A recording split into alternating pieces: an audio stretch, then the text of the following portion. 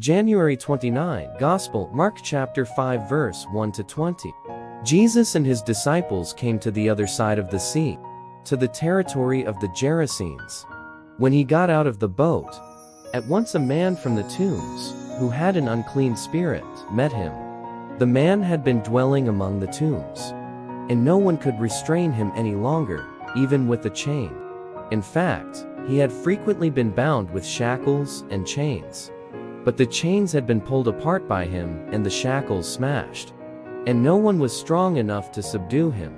Night and day among the tombs and on the hillsides, he was always crying out and bruising himself with stones. Catching sight of Jesus from a distance, he ran up and prostrated himself before him, crying out in a loud voice, "What have you to do with me, Jesus, Son of the Most High God?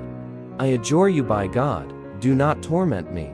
He had been saying to him, "Unclean spirit, come out of the man." He asked him, "What is your name?" He replied, "Legion is my name. There are many of us." And he pleaded earnestly with him, not to drive them away from that territory. Now a large herd of swine was feeding there on the hillside, and they pleaded with him, "Send us into the swine, let us enter them." And he let them, and the unclean spirits came out and entered the swine.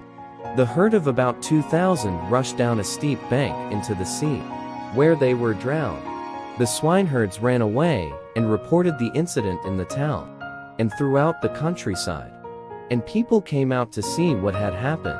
As they approached Jesus, they caught sight of the man who had been possessed by Legion, sitting there clothed and in his right mind, and they were seized with fear.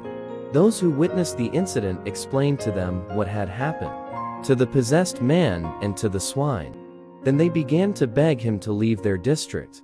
As he was getting into the boat, the man who had been possessed pleaded to remain with him.